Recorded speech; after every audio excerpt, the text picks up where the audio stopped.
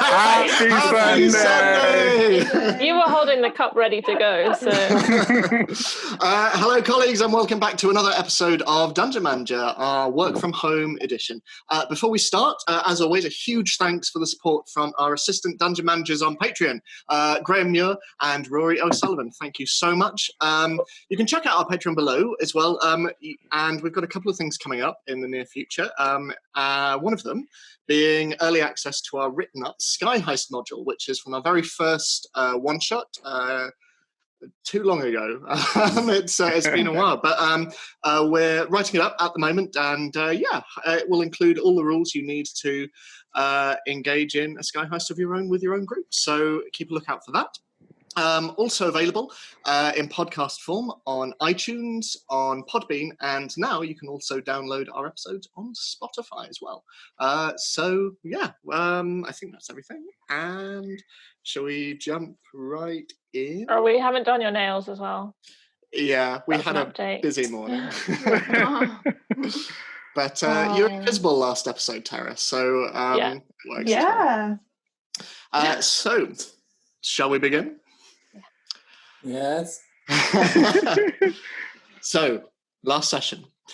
Entering into Eidelwhent Manor, while some of you caused a distraction downstairs, Tara and Oriana, you were able to enter the study of Lord Thomas, your primary suspect in your investigation into the Upper City murders.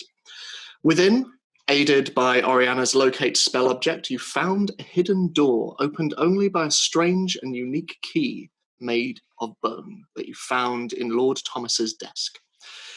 As Oriana Misty stepped out to inform the others of what they had found, Tara was left alone and invisible in the room. While there, she overheard two conversations. One, a meeting between Thomas and an individual called Ikreth Marl. They were discussing their respective loyalties to an organisation called the First Church, and work that Thomas had already carried out for the church in Commonstadt.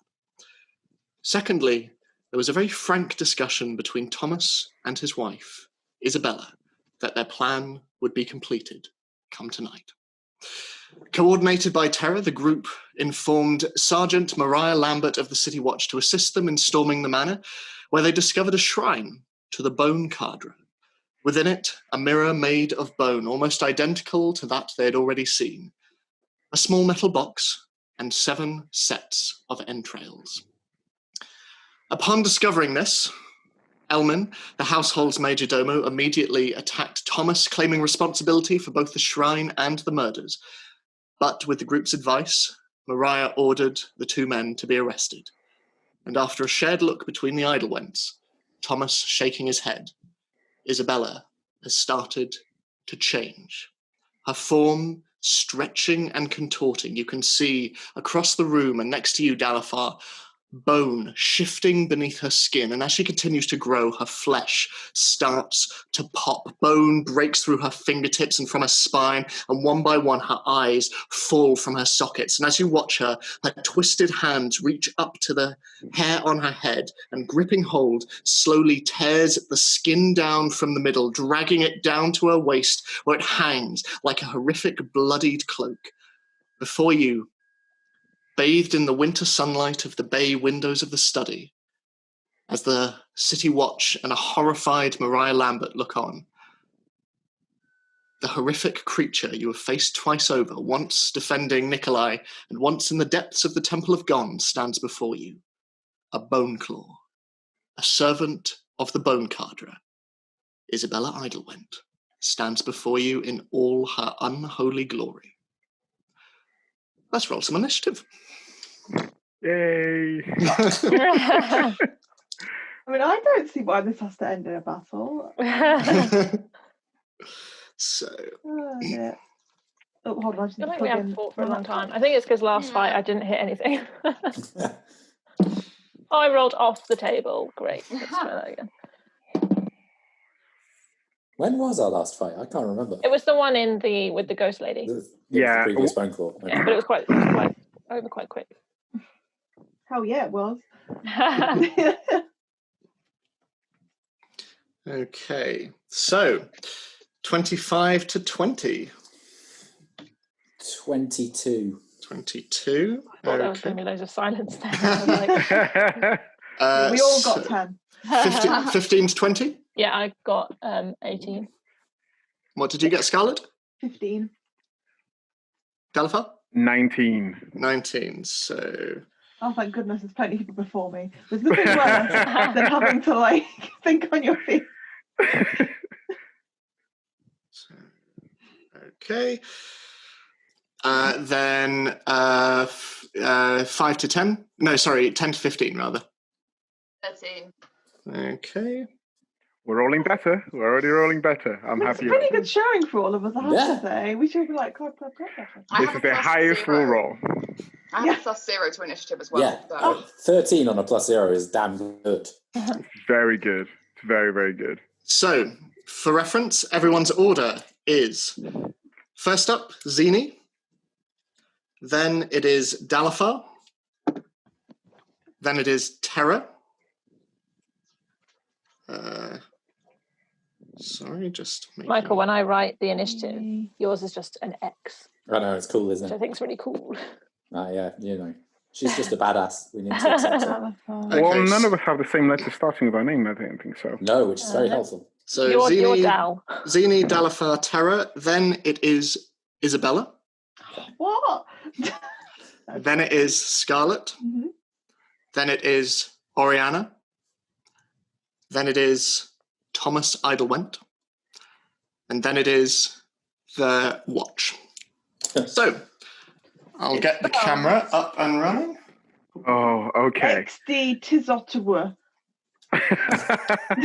Scarlett, you're now known as Scar. It sounds okay. like Oh, no. it sounds like Grimes and Elon Musk's new child. Yeah. I mean, Scar, one of the greatest villains in Oh yeah, 100%. I think it's a cool name. yeah. I would happily, if I could sing, be prepared with Oh. that voice. Oh, I mean, my life would be. So, we have Dalafar. Ooh. You are right next to Isabella. Awesome. So we have Mariah Lambert there. Okay. We have Elmin there as green. Mm-hmm. We have Thomas Eidelwhent. Okay. And the white markers are the City Watch. So where would everyone else like to be situated? Well, happily, I'm outside the room. Yes, you are. And I'm so, going first. So that's fun. So you're there-ish. Okay. I don't remember where I was. You were sort of positioned variously around the room. I don't think there was kind of a set position, so this is a chance for you ideally, I'd like to be up near the monster flanking, to... Okay. if I can. As you weren't directly next to around there-ish work? Yeah. Yep. Oriana, where would you like to go? Where are the stairs? The stairs are there, going off in that direction. Right, presumably I'll be somewhere near there. So can I actually go in the lower right corner? Maybe. Wait. Where is You Isabella? knocked Elmin down, didn't you? And you were by him. So that's Isabella. And where's Elman? Sorry. Elmin's there. Oh, okay. I'll go next to him then. Okay. Yeah. And Scarlett, where would you like to go?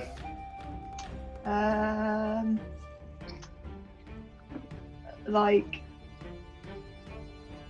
probably, you know where the desk is, where Alma is and Oriana? Yep. To the right of there. But like, there we go. Yeah. There. I mean, I was near Alman anyway, so I feel that's probably there. Mm-hmm. Lovely. So, Zini, top of the round. You're just outside and you have heard this horrific tearing sound from inside, and through the crack of the door, just over Mariah's shoulder, you can make out Isabella, now starting to float above the ground. What are you doing? Okay, I come back through the door. Okay. And then do I have a firing line on the bone claw from where I am? You do, yeah. What's the red diagonal? So that's the works bench in the middle with a whole bunch of blueprints and stuff on. So I can shoot over that? Yes, you can. Cool, okay, I'm just going to shoot 2 arrows then. Because I've moved and my magic's weird, so I don't want to... Okay. First one is 16. That hits exactly. So roll for damage. Alrighty. That is 6 points of piercing damage. Mm-hmm. And then for the second attack... no, that won't hit. That's 9. Okay. Is there anything else you want to do while you... No, I think I'm okay where I am. Okay. So you all watch as bursting through the door, next to a very shocked and now surprised looking Mariah Lambert, Zini just runs in, brings up her bow, and looses 2 bolts, one of which strikes the bone claw directly in the collarbone. And it just... Dalafar, it's you. It is now looming above you. What are you doing? Oh, we can't hear you. Sorry, I was sort of clearing my throat earlier. Quick question. Yes. With holding an action, is it only an action you can hold, or is it a bonus action as well? It's just an action, I think. Just an action. Yeah. Could you do a bonus action and then hold your action? Mm-hmm. Right. Yeah, because thing is, I don't know how long that will last. Because so what I want to try and do is use my bonus action to provide action surge, but hold my action. But will that then give me 4 attacks on my action when I do enact on it? I think you can only hold a single action, but That's what I thought. But an action can be does action surge give you multiple actions rather than multiple attacks? Right. Yes. Yeah, I believe that's the case. So yeah, you'd only be able to hold 1 attack. Okay. I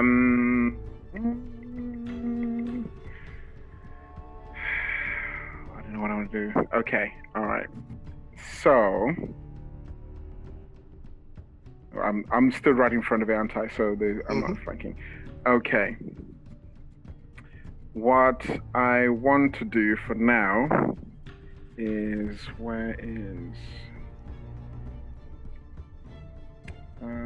what's the order? Me, Terra. I will just hold an action until Terra is flanking it. Okay, sure thing. So what are you holding specifically? Just an attack. Okay, so once Terra arrives, you'll... Yes. Okay, sure thing. Anything else you want to do on your turn? Apart from hold my coffin maker shield up. That's all I'm going to do. Sure thing. So, Terra, you'll go. What are you doing? Just gonna go over that now. Leave the room. Can I go? Would it be possible to stand in the doorway that is behind it? So that you see what I mean? I mean, she's fairly large and taking up majority of the space, so yeah. I'll go in that square near the door. Yeah. Yeah. Okay. Yeah. And then I might nip round in a minute. Also, did I completely destroy the mirror last episode? You did, yes. You did. Bits, like shards of it are still kind of down the stairs and around this area, at the base of the secret entrance, but to all intents and purposes, it's gone. Good. Right, so yeah, I'll just attack it. Okay, roll to So attack. I get advantage. You do, as it's flanked. Excellent. Okay, 19 plus things. That very much hits. Roll for damage. Okay, with sneak attack and also...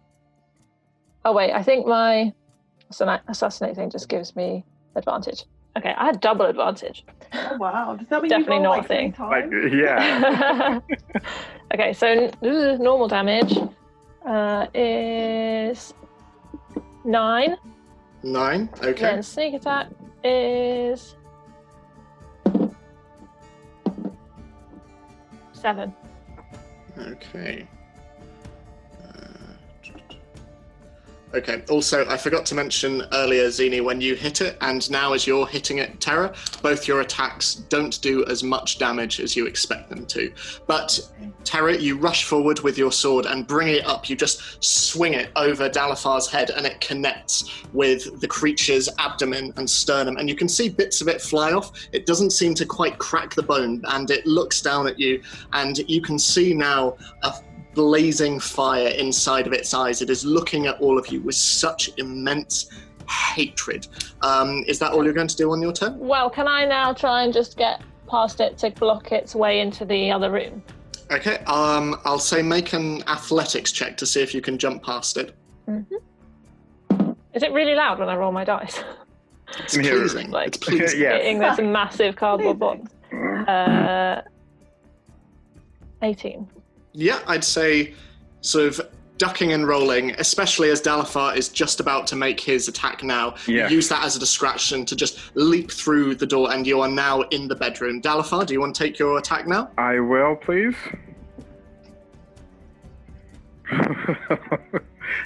27. Yeah, that hits.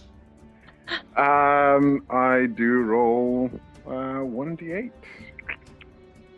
Should we have got my die in place? 9 points of damage. 9. Okay.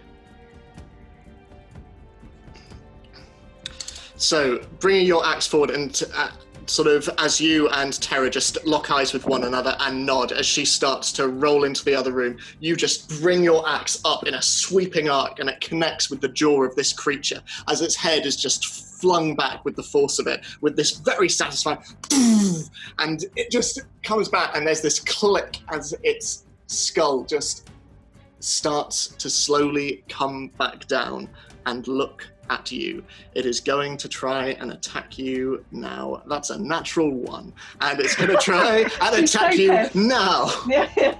So that will be 24 to hit. Oh, that hits, yes. And that is... That's 23 points of piercing damage, and you are now considered grappled as well as she just reaches forward and brings you into her and just starts to whisper to you in tongues that you can't understand. But Oriana, across the room, you just hear, "This will be the last time!" So, Scarlet, it's your turn. Is there anything you want to do? Yes. Carry on. Yeah. So you know what? Rolling for attacks is too much effort. So I'm just going to do good old magic missile, which means one lucky hit because it's amazing. But I also need to roll 5d4s. So this is going to be fantastic watching. So if you all want to talk among yourselves while I shake my phone like an idiot. I imagine Scarlet to just be like the equivalent to a helicopter gunship that's also got a railgun.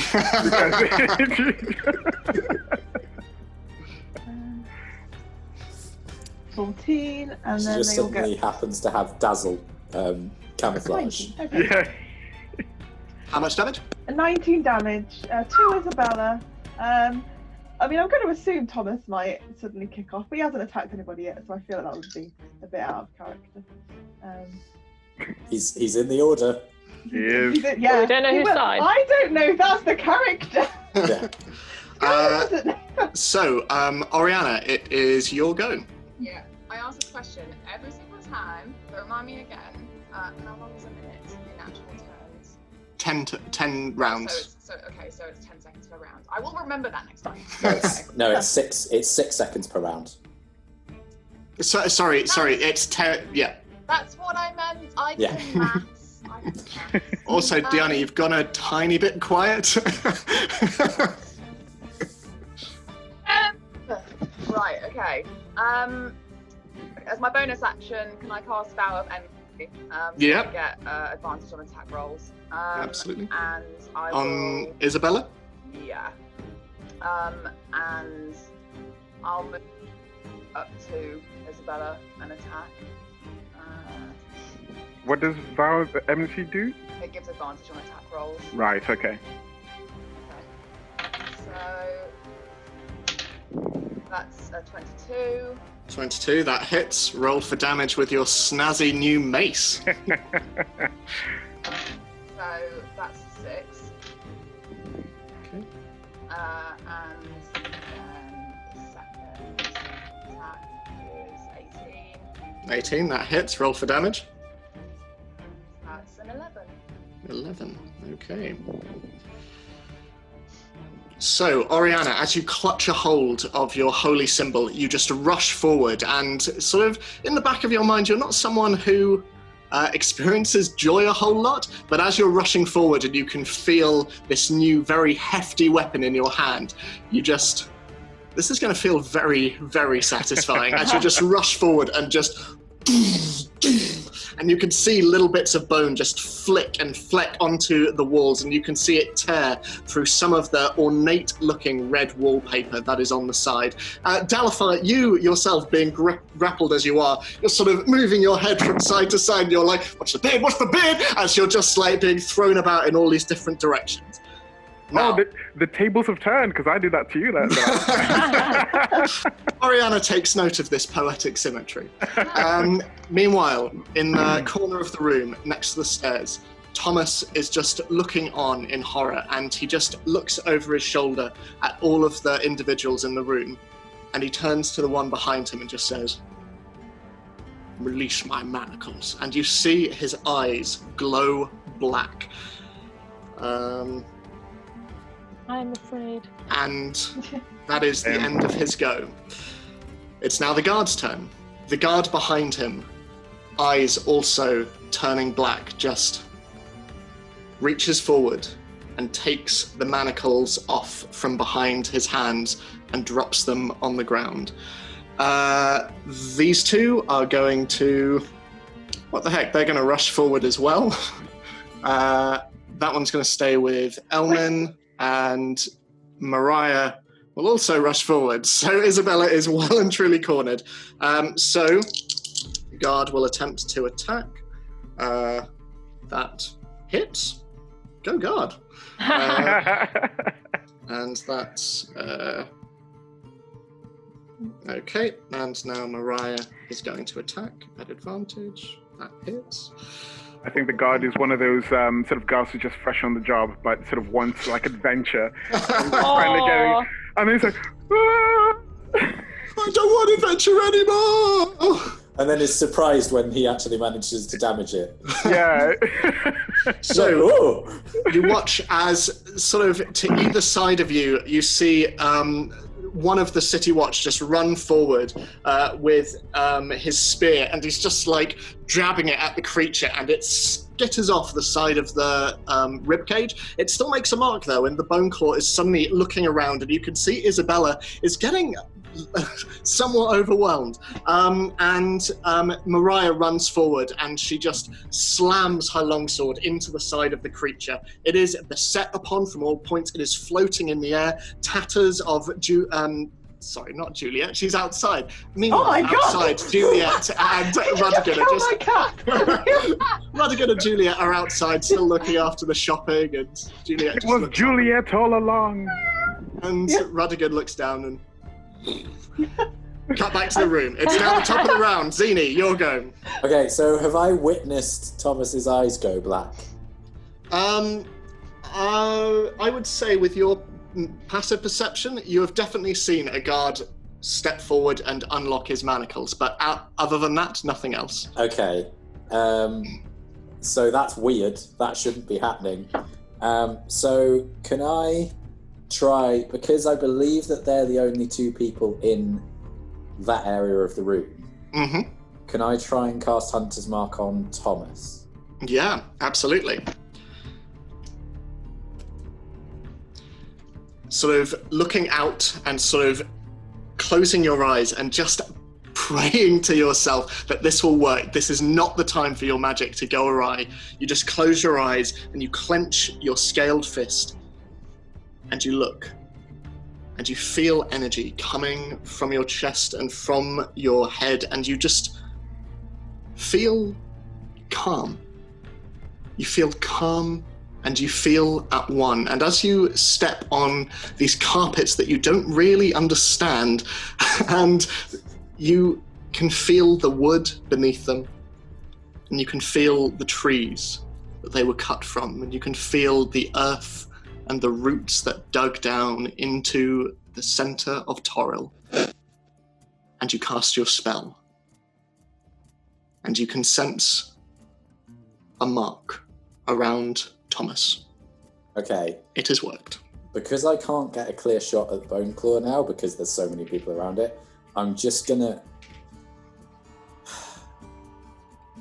Yeah, because it's weird that the guard has let Thomas go, I'm just gonna shoot at Thomas because he must have done something. Okay. Does that seem fair? I'm trying not to like metagame it, but it's up to you. It's up to you. Thomas hasn't revealed his hand yet, so I'm gonna shoot him and try and aim for his shoulder so he loses use of one of his arms. Do you want to come round here a bit? So no, I'm gonna stay by the door. Stay by the door. Okay. Yeah. So roll to attack. Xena did hate him anyway, so I guess they kind of Yeah. She's just reaching for a chance. Apologise. If an arrow goes awry. As a distraction. Yeah. Accidentally. That is 15. That hits. Roll for damage. Awesome. 1 and 5. Okay, so 6 plus 4, so 10. Okay. Lovely. So as you're sort of buoyed by how well this spell has worked, you just immediately set loose an arrow and it connects with his shoulder and you just hear this throw across the other side of the room. It is a satisfying sound. Anything else you want to do with your turn? I'm going to hit him again. Okay, go for it. Or I'm going to try. Maybe not. 12. That just hits. So, roll for damage. Slightly better. 7 plus 4, so 11 this time. 11, okay. And that is all piercing. Okay. You shoot one arrow into one shoulder and then moving your bow a hair quiver to the left, you just let loose another arrow and it hits his other shoulder. He now just has 2 arrows protruding out of his torso and he just and you see him buckle a little bit. Is there anything else you want to do? No. Okay, Dalifar, your turn. You are currently grappled. To break free, I have to strength check. You do, yes. It will take an action to break free from the grapple, and in the meantime, I can't do a bonus action. It would depend what the bonus action was, but yeah, you'd be able to. I want to action surge. Yeah, you'd be able to do that. Okay. I do action surge as bonus. Bonus. As your bonus action. As your bonus action. I'm grappled. So I would like to break free. So it's a strength saving throw. Strength saving throw. I mean, that's a dirty 20. Yeah, so just with an almighty, you just break free and the creature looks down at you and even with its fixed look of intense anger and hatred, you swear you see a tiny bit of surprise in the darkness of the eyes as you just land on the floor, looking up at its skull. Do you want to attack? Yes. I action surge, so I've taken 1 action, so I can take 3 more. Okay. How many attacks do you get normally? 4. So you get 2. Oh no, yeah, because I get 2 attacks. Sorry, beg your pardon. Yeah. Okay. So yes, I'd like to attack it, please. Okay. And do I want to do that? 1 second. Let me just look at. Talk amongst yourselves. I'm just looking for something specific.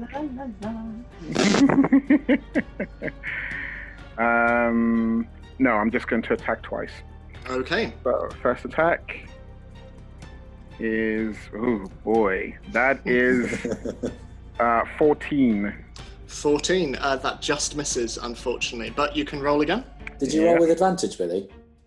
No, I did not. Sorry, I just You rolled once. absolutely should, because there's so many people. I mean, it's 22 now, so I'll Yeah, that hits. Hear the disappointment in Ed's voice. That is 13 damage. 13 damage, okay. And I will attack my second and last time. Mm-hmm. I mean, that's an 18, and that hits. Yeah, that's it. But roll again if you want. I did roll again, but the second time was worse. It was a natural 1. So that would have been 26. Okay. It is 11 points of damage. 11 points of damage. Okay. So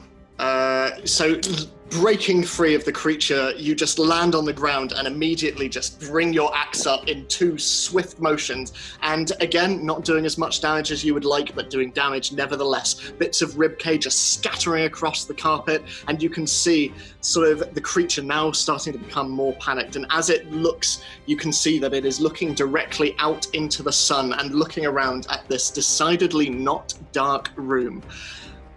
Terra, it is your go. Okay, so I'm going to do Thunderous Smite. Yeah. Hopefully I actually hit it. Let me just mark that off. So, yeah, I'm just going to try and hit it. Okay. Advantage, hopefully. Come on. That was awful. That's better. Okay.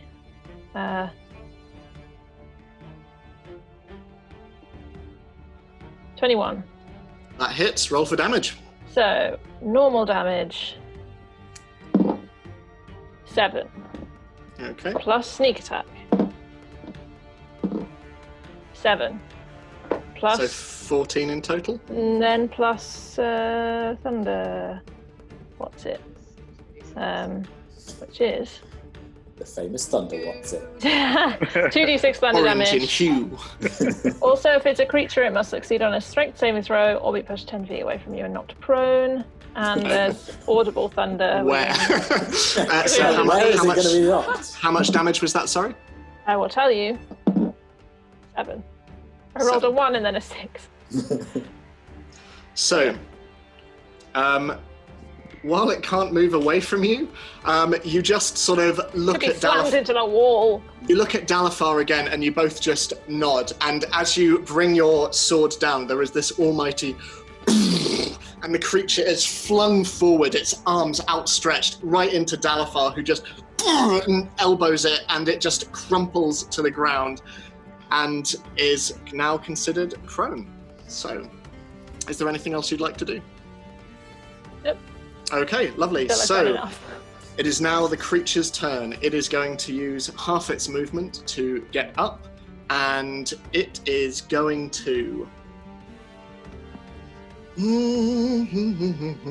Come Gonna on, start I can humming. take it. Sing some jazz, nice. Yeah. That would Very be really tuneful. creepy if you had like a creature that like got into your mind with jazz singing. I'm making a note of that immediately. It's been, Love it's, it, Ed. it's been done. Oh. So, Buffy.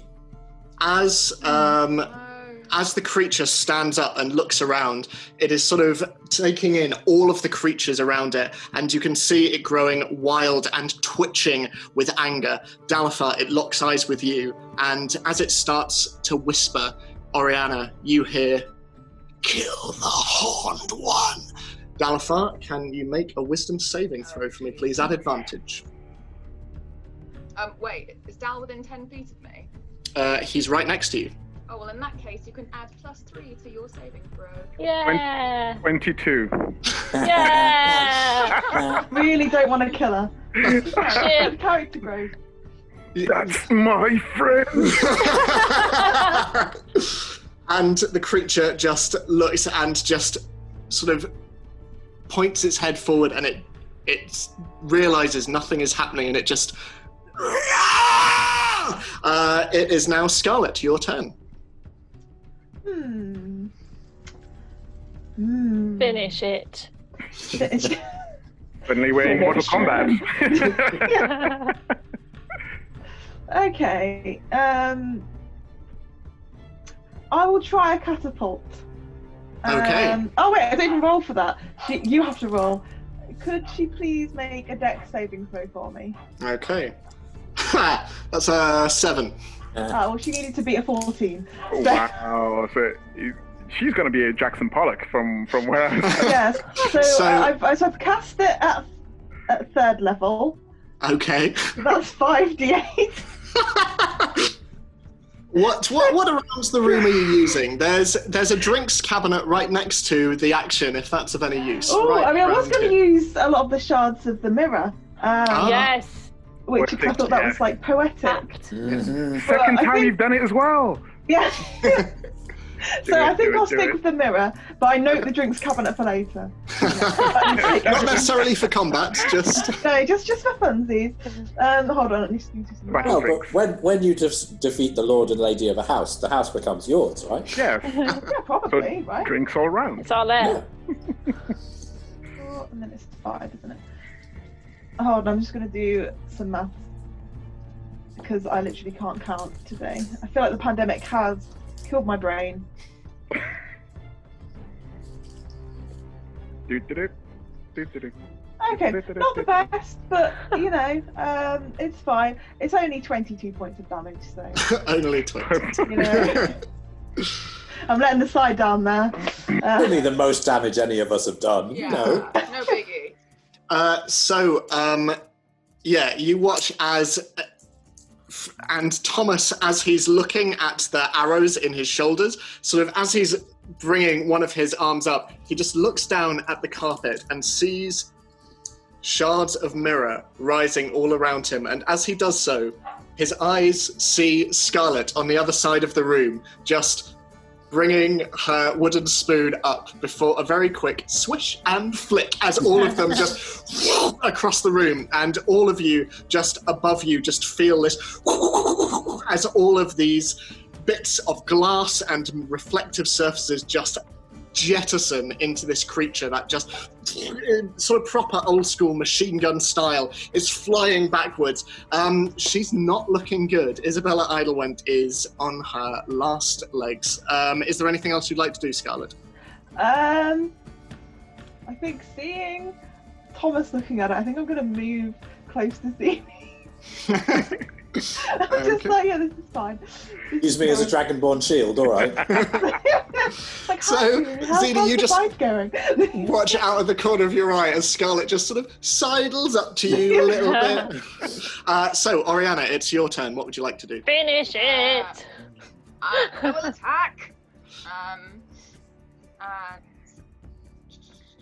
yeah, I'll attack first. Okay. So that is a 22. That hits. Roll for damage. And that is frickin' 3. Christ. Better than a regular 3. Yeah. Okay, I'll attack again, and I'll use, also inspired by terror, use Thunderous Smite, please. Okay. So that is a 18. 18. That hits. Roll for damage. Okay, so that's... Oh god, maths. 18. So how much of that was from Thunderous Smite? 11. 11. Okay, so... Oh, and also she needs to make a saving throw. Yep. Which she will do.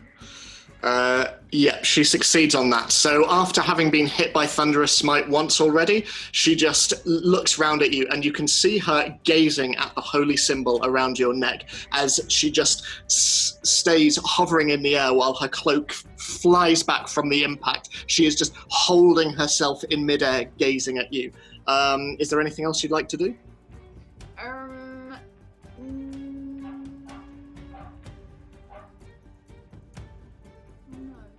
Okay.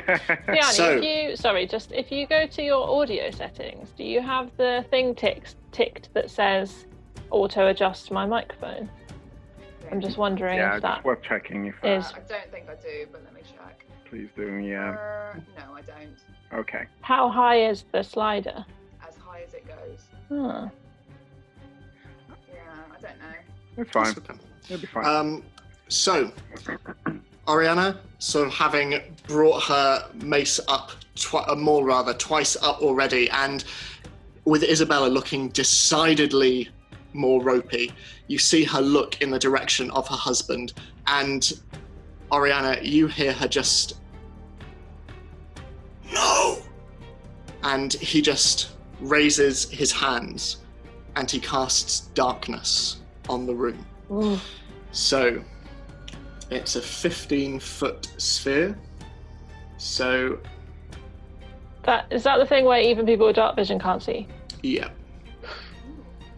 So that whole area is now entirely black. Everyone outside cannot see inside, and all of those who are inside cannot see anything in front of them. That is his turn. He is going to turn to Zini and just spread his arms and just close his eyes. So it is the guard's turn. The guard behind Thomas, having now lost his command, is going to natural 20. These guards are amazing. They should accompany you and Granny Fungus out into the world. Okay. So that's going to be only 3 points of damage, but rather than attacking with his sword, he just brings down the hilt of his sword onto the back of Thomas's head and just hits him. Okay, this one here is just going to... Does he have to make a concentration? He does, Okay. Thank you for reminding me, yes. Against the 3 damage. No, he's good. And this one over here next to Elmin, next to the desk, and kind of, this is wildly above his pay grade, and he just grabs Elmin, who is still not looking that great, and starts to move towards the only other 2 people who he trusts in this room, which is Zini and Scarlet, as he slowly starts dragging Elmin towards the door. And Zini, you are now flanked by not only Scarlet, but a very scared-looking guardsman who is holding Elmin in a chokehold, just like, oh gods, oh gods, oh gods, oh gods. Inside the blackness, the guard is just gonna try and attack. And his advantage is discounted by the disadvantage of the darkness. He misses, and Mariah also misses. There are just wild swinging, and you can hear sort of ding, ding in, but you cannot see a thing. It is now the top of the round. Zini, what are you doing? I'm going to shoot Thomas. Okay. Or try to, anyway. Are you shooting to kill? No, I'm shooting to go incapacitate. That is 15. 15. That hits. Roll for damage.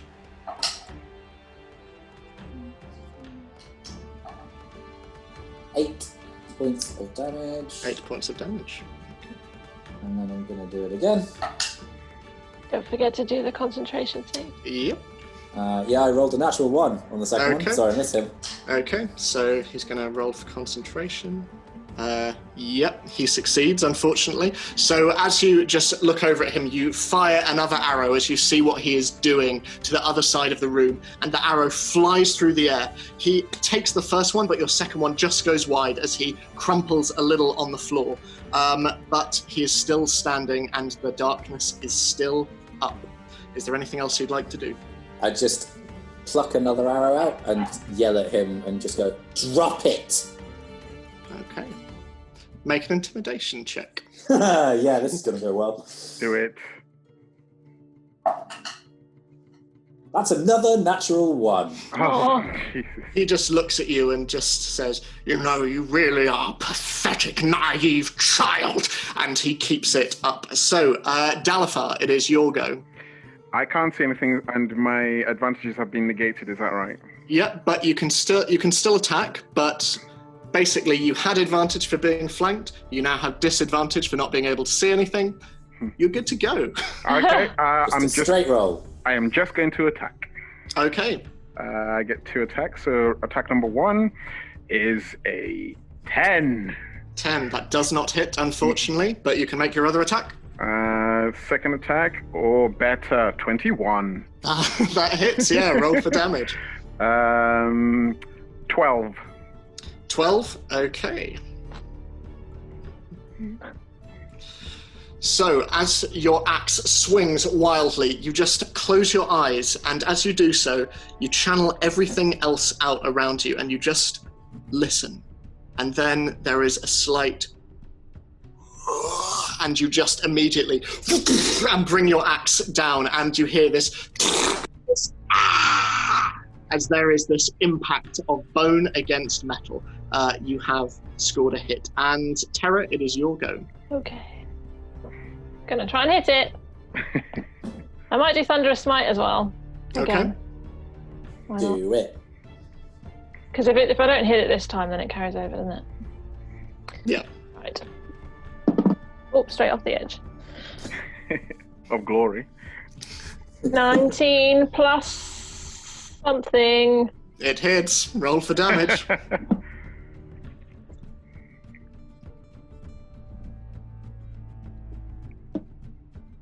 9 normal damage. Okay. And I don't get sneak attack because it wasn't with advantage.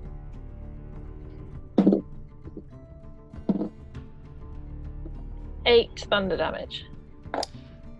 The day is yours. How would you like to dispose of Isabella Eidelwhent? I would like the thunder damage thing to push her all the way to the feet of Thomas, out of the darkness and like into pieces.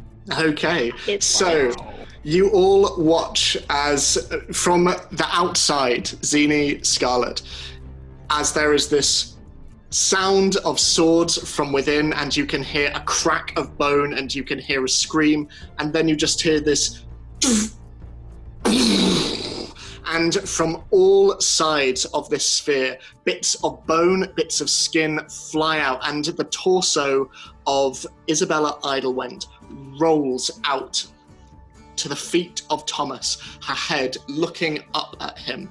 And as soon as this happens, he just looks down and falls to his knees, and the darkness drops immediately. You can see the inside of the battle area. The carpet is torn up, and you can see it still blowing in the thunderous breeze a little bit as Terra just stands in the door, her sword to one side in the bedroom door, just... And as Thomas looks down, he just cradles his wife's head, and there is a whisper from the skull that none can understand, save for Oriana, and she just looks up. This is not the end, my darling. And with that, the head falls, and Thomas just kneels on the ground, silent. What are you all doing? Well, we're all just standing in a little circle looking at each other. Yeah. Yeah, sort of, Mariah is looking at all of you, and the guard is... and Mariah is just looking round at all of you, just... Well done. I would just like to turn towards Mariah and go, I told you! I told you! She just... Do you do this often? 3 times so far. In this city alone. She looks at the guard next to you and... Fetch a wagon. I'll have these two taken to Citadel Street. Go, now! The man downstairs, you want to question him as well. Who? There's a guest in the house. You want to question him as well. He has a connection to all of these happenings. Thank you. Thank you all. And the guard slowly walks past you and Scarlet, Zini, with their little... Sorry, excuse me. And the guard next to you who's holding Elmin is just... What the bleeding hell was that all about? Yeah, and you can see Elmin is also looking crestfallen. And as this is going on... Sorry. Has Thomas been taken away yet? Thomas is still just kneeling there on the ground, silent. Have they, tied him up? You can see the guard behind him is now starting to pick up the manacles very kind of tentatively and slowly puts them on again. But I'm Thomas... just going to go... Make sure you gag him as well. Thomas is unmoving, and the Maybe arrows... do a little blindfold. That might help too. The arrows are still in his shoulders, and as he is being manacled, Mariah starts to walk forward. Yes, Zini. Whilst he's being manacled, can I go over and recover my arrows from his shoulders? Yeah, absolutely. I'd say it does a bit of damage. Well, as I do so, I just whisper to him and say, I know this is childish, and just twist them as I pull them out. He just... And as you walk away, Mariah comes up behind him and just says, looks like you just bought and paid for your own arrest. Congratulations. Now, while we wait for a carriage, and by this point, the guard is starting to blindfold Thomas, how about you and I have a discussion about what just happened here? And he is silent for a little while. Gallifrey? No. I was going to ask a question, but you just answered it. So. Okay.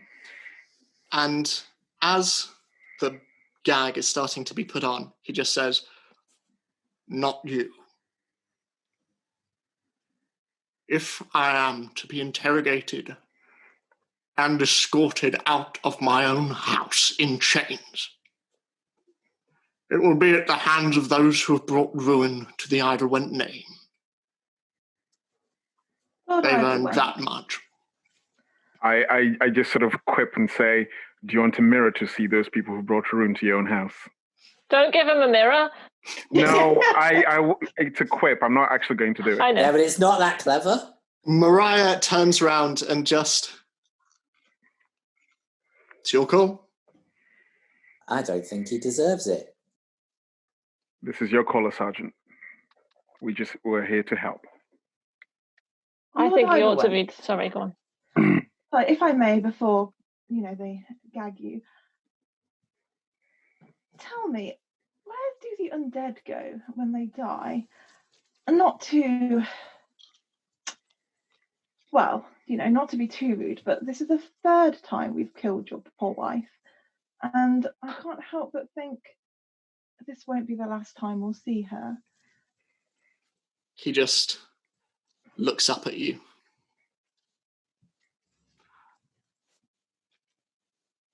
I know she will be back.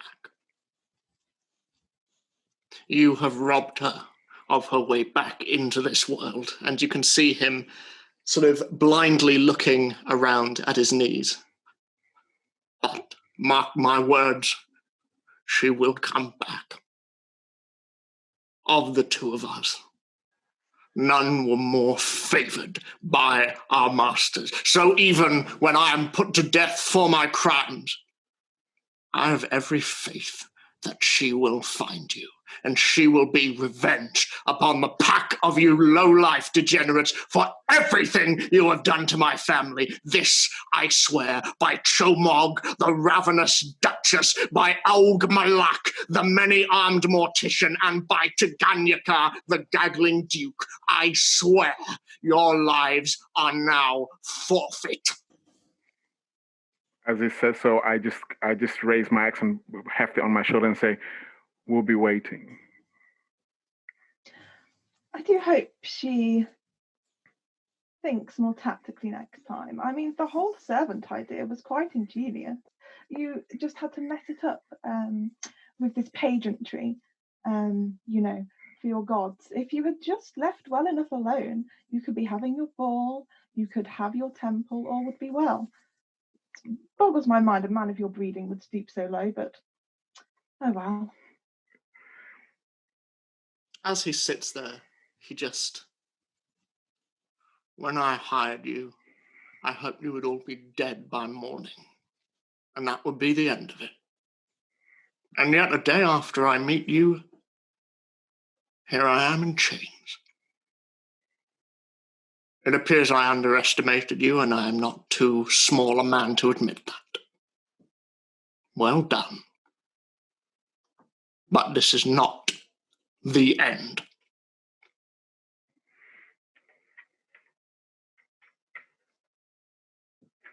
Tis for you, my friend. And then I'm going to, crush the skull of his wife. Whoa. He does not see it, but you see him flinch. He's blindfolded at your request. Yeah. You see him flinch, nevertheless, at the sound of the and as he sits there, even from beneath the blindfold, you see tears streaming down his beard and his cheeks. Eventually, a guard comes to the door and, as requested, we have a wagon out front. Is he ready? And Mariah looks at all of you. Would you like to do the honors? No. I think he deserves to be seen leaving his house escorted by the guard. Yeah, he's dictated Not things us. for the last time. We're far too good for that. I mean, it will do people good to know that as much as difficult as this was, the Watch are still trying the very best, and eventually justice will be done. Well, and she hands out her hand, just thank you. Take care. All of you. Come by tomorrow, my office. I'll have your reward waiting for you. You've earned it. Nod. What will happen to Fridolf and Mary? They are the son and wife, yes? I believe they're still in the house somewhere. We told them to keep to themselves. Well, this room certainly will remain as a crime scene. There's still a lot that we don't understand about this case. We will need to look into the rest of the house as well, but... Don't forget to go to the temple. Yes. I will contact members of the Flaming Fist to assist us in our investigation so we can be as thorough as possible. It's possible the ghost might not be there, depending on... I don't know if the death of Isabella would have given her some peace, but hopefully you're able to speak to her. We've killed Isabella twice before and she was still there, so I don't... Yes, but we've destroyed the mirror that brought her back each time. Yeah, it may be that Thomas is more the key to that, as he instigated that event, but ghosts aren't my forte, so I don't know.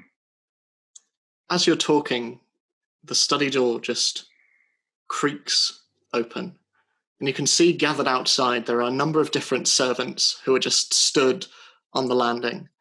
And in the middle of them, you can see Mary and Fridolf. And they just look as you all turn to see this small crowd. They look at their father on the floor in front of a large, twisted skeleton. Fridolf just... Father. And Thomas just...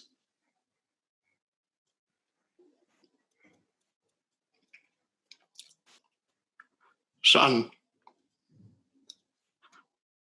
And Fridolf just... Where are they taking you?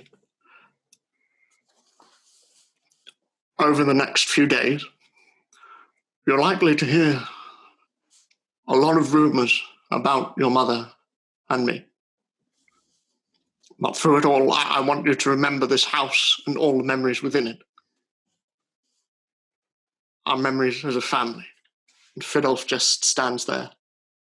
And Mary, wide-eyed behind him, her teeth clenched.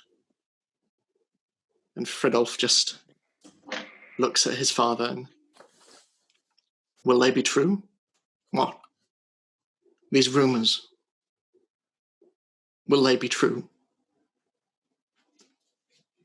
And Thomas is silent.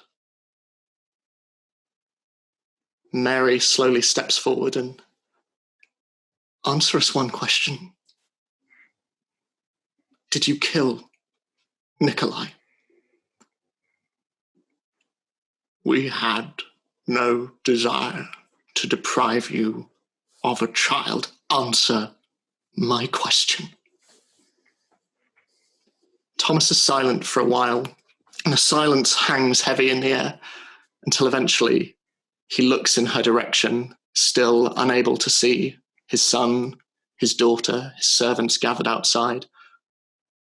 Your mother, she didn't mean for him to wake. She didn't want to be seen not like that. We wanted it to be soft and silent, to take him peacefully in the shadows. And Mary just stands there. Thomas, you are both young. There's still time for you to make us proud grandparents. And Mary just stares at him. Get out. Now. With that, Mariah looks at you all for affirmation, and then looks at the guard behind Thomas. Take him out. And Thomas is hefted to his feet and taken out onto the landing, past scores and scores of servants who simply watch, many of them with their hands over their mouths, whispering in hushed tones. Elmin is taken out behind him as well, also in handcuffs, and they are led down the large set of stairs down to the main hall, past the fountain, the marble statue of Carmichael Eidelwhent, underneath the large glass dome of Eidelwhent Manor. And as they're walking,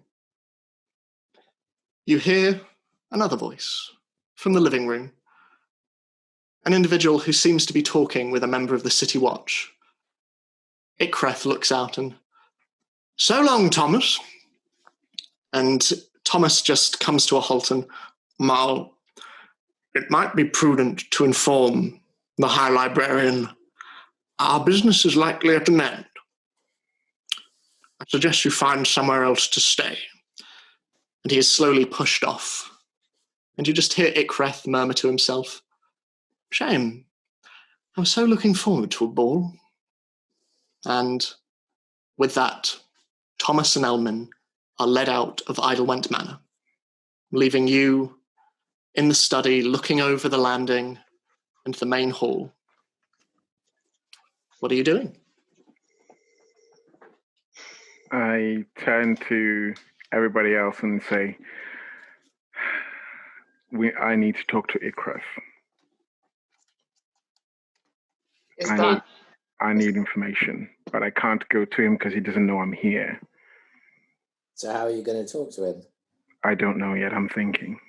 We could ask one of the people who work here to find out where he's going to stay. That would be best. And then we can come up with a proper plan. Maybe Mary could find out. No, she's definitely not in a position to do that right now. Mary, I know your parents are both like... I beckon one of the I don't like calling them servants, people who work here over. Yeah. Household staff? Yeah, that's it. Staff. You look out amongst the staff. Your eyes lock with a very familiar figure. You see Jenny stood there. Hair kind of tied back, and she's looking on very confused, and she's looking down the stairs after where her master went, but her hands are clasped sort of in front of her white pinny, and she's just looking. I'm just gonna just her over. Yes. And then, like, very sort of tactfully, quietly say to her, and I'm going to hold out, how much money do I have? I'm going to hold out a gold, which is a lot. And I'm going to place a hand on her shoulder and say, I sense you've had a confusing day. Perhaps to draw an end to that, you could do us a favour and nip downstairs and just inquire as to where the guests downstairs might be thinking of staying.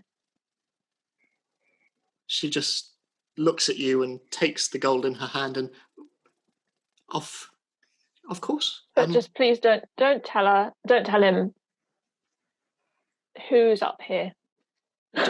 Do you want that information right now, or? Yes, please. Oh, okay. I suspect he'll probably be leaving quite soon, so.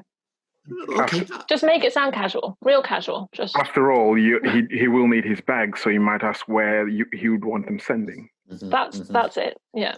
Oh, okay. I'll be right back. And she just sort of... Thanks, Jenny. And then I'm like, oh no, I didn't know that. She just looks around and shakes her head and continues on down the stairs. And you see her join the city watch guard and Ikreth, who is stood around a foot taller than this guard. He is a very tall elf, and he just looks to one side, and you just hear this echo. Oh, put your bags up. And you just hear him talk to her softly, and she answers, and he nods his head. And slowly she makes her way back up and joins you. And you see she's pocketed the gold in her apron, and she just goes, well, he asked my advice as to where he might stay that is nearby. I recommended to him the Wilting Snowdrop Tavern. It's a stone's throw from here, but that's where his bags will be sent. Thank you. You've done a great service this day. Oh, thank you. Go and rest. I will, yes. I'm sure tomorrow will be better. I hope. And she slowly walks off down the corridor. And a number of the other servants are still stood around. But what are you doing? Is Mary still there? Sorry, do you want to go first? No, go first. So Mary and Fridolf are still stood, and you can see that both are just facing the direction that their father was. They are just stood there silent, and you can see Mary is just staring at the floor where he knelt, just wide-eyed, and you can see tears brimming in the side of her eyes. And meanwhile, Fridolf is leaning against the door, and you can see that he is just breathing heavily, and he is visibly very upset. I'm just going to go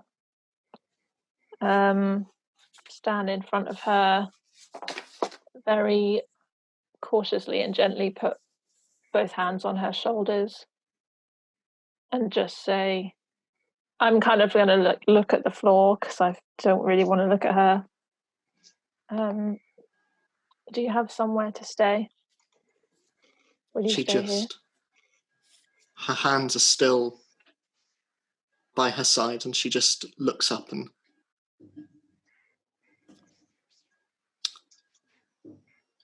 I don't know. Tara, I don't know. I think we need some time. We need time. And she just takes your hand from her shoulder and places her hand in yours, and you feel something heavy exchange. And as she removes her fingers, you see Dalafar's sending stone in yours, and she just, thank you, Tara. But we need time. I just nod and step back. As you do so, her hand instinctively reaches out for yours and just holds, and she just, I love you so much, Tara. And it is so good to see you. Be better under different circumstances. Maybe one day. She just gives your hand a squeeze and then turns and returns to Fridolf, and she just places her arms around him, and he just starts sobbing uncontrollably into her shoulder. And Mariah looks at you all and, shall we leave? Yeah. Dal, do you maybe want to head over the balcony to avoid being seen? way ahead of you. I'll come I'm out. gonna give I'll- Dalifar the sending stone first before he leaves. Right, in a cool way. Just toss I'm it gonna, like, across the room and I just catch it. You know, like when you like take someone's hand and like place it in their hand and then like, you know, like shake it like that, like job well done kind of thing. That's what I do. I take the sending stone. This is a general question. Has Mal seen Terra or Oriana ever? Not me. No. Not seen. I think heard. Yeah, I think from what I remember, he heard Dalifar, and he heard Oriana, and he neither saw nor heard Terra when you all infiltrated the meeting of the First Church. Okay, that's fine. So yeah, if the rest of us head through the door, then it's not too suspicious. Because otherwise, if nobody but the guards come through, that's a bit odd. But if we come through and Dal, you go round and pick up Juliet and Rudigan from the garden and we meet round the front. Maybe we should just all go out the window. I So then he think hasn't seen any of us. he's not seen That's any fine. of us, and That's it might be fine. advantageous that that continues to be the case. And he might think higher of the guard then. That's not Yeah. a bad thing. We could do that. And Dalifar, you can catch me if I suck at climbing. Dalfa looks like he's thinking about it and just goes towards the window. That's not the response I was after. Okay. So you all trying to climb out the window then? Or- Yeah. Seems that way. Why How not? many of us? How many of us are there? 5 of you all together. 5 of you. Okay. That'll take too long. We should all just jump. Yeah, okay. Yeah, sure. Yeah. Do we all I'll be jump? fine. We all Let's jump. Would love it Do if it. Scarlet is just I- punking everyone. And I cast feather Can't stand and fall. then doesn't jump. I cast feather fall, which means everyone lands on their feet, takes no falling damage, Nice. and goes Cool. slowly down. So you all jump out of the window, taking Scarlet's word that this will absolutely, definitely work. And you jump down, and just before you hit the ground, there is a moment where you think, oh no, Scarlet is going to kill us all, until you just slowly land on the ground. This feel of grass beneath your feet. I just like, hey, well, That was great. We need to do that more often. Over in the distance, you can see Rudigan next to a very large pile of bags, and Juliet just looking in your direction, just and then does that weird thing where cats kind of run and stumble in different directions as she's just running forward with all 6 legs. Like, oh, did you miss us, my darling? I like pick up Juliet, who somehow is even bigger since I left. But still a fat cat. Oh, my poor baby. Could you just remind me where, sorry for asking, but where did the servant recommend that Ikra stay? the wilting snowdrop. Okay, thanks. Also, what were all of the names of the... Yeah, Yes. I was Oh my gonna goodness. ask. I We wrote got- I got Chomog. Chomog, the Dot, dot, Ravenous dot. Duchess. So And I got Chomog, the Many-Armed Mortician. yes. So there's Chomog, the Ravenous Duchess. So that's Chomog. Good. I Oh. spelled it right. Ravenous what, sorry? Duchess. Ravenous Duchess. So Okay. Chomog, the Ravenous Duchess. Mm-hmm. Wait, Then so that- Chomog is the Ravenous Duchess? Yes. Yeah. Okay. Then there's Aug Malak, so that's AUG Mm-hmm. apostrophe Yes. MALLAK, Mm-hmm. the many-armed mortician. And then finally, there is Taganyaka, so that's T. Wait. Whoa. Mortician takes a while to Yeah, run. mortician Mortician is is a long, long man. word. Sorry. She Yan. Okay, I'm ready. Okay. So Taganyaka, which is T apostrophe GAN YIKA.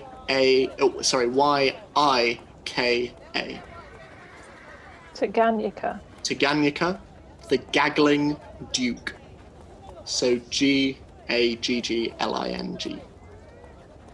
Can I just say that, personally speaking, Jessica really loves those names, and I think they're wonderful, and I can't wait for them all. I do want to say, though, Scarlett has already forgotten them.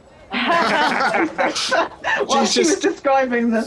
Currently, like, kissing Juliet's nose, and she's just like licking the tip of yours, and it's all very wholesome. He could have been babbling about anything. She had like switched off as soon as he started going on about it. She was like, no, I don't care about that. But Jessica's very invested, but Scarlett's like, no, I don't care. Do we think these are the people that were statues in the temple? That's what I was thinking. Mm-hmm. I mean, that's what Oriana was thinking. Okay. I'm also, as we're walking away, I'm just gonna try and give Oriana like a little high five for the mutual thunderous smite. Oriana looks very bewildered for a moment, and then eventually goes. But make sure that no one else is looking. Well, it depends. I don't know. Make a sleight of hand check. God. I would say. I feel like it was more of a like we're hanging back, and I just when you do a high five when one person's from underneath, and it's you just put it off to the side, like take it if you want it, I'm still gonna make you roll for it. My perception's 21. Oh, my passive is 21. Wow. Yeah. 13. So, as both of you hang back and try to... Zini, as you just sort of look ahead and look back to make sure all your cohorts are sort of well and in good shape, you look behind and you just see this brief moment as the hands just clap. And as you all slowly walk away from Eidelwhent Manor, seeing a large crowd outside the opening, stood around a large wagon drawn by 2 carts, and you can see from a distance first Thomas and then Elmin being taken in one by one. I disappeared. Okay. But you're back now. I missed all of that. Oh no! Essentially, you see a large crowd around the opening of Eidelwhent Manor, around a wagon which is parked outside, and you can see, followed by Mariah, Lord Eidelwhent and Elmin being led into the wagon. Is he gagged? He is now gagged. Excellent. And as they are both led in, and as the wagon is driven away, that is where we will take our break. So we'll be back in a bit. As ever, check out our Patreon if you'd like for the next 15 seconds. That'd be great. And in the meantime, we'll be back now that the murders are solved. So, see everyone in a bit. See you in a bit. Bye. Hi, I'm Ed, DM of Dungeon Manager, and we thank you so much for watching. It really means everything to us. Please give us a like, give us a subscribe if you'd like to, and check out our Twitter and our Patreon, all linked below. You can find all of that and more. Anyway, thank you very much. Back to everyone else.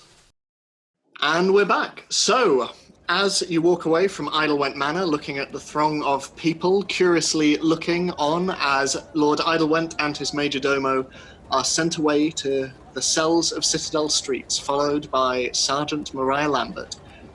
What would you like to do?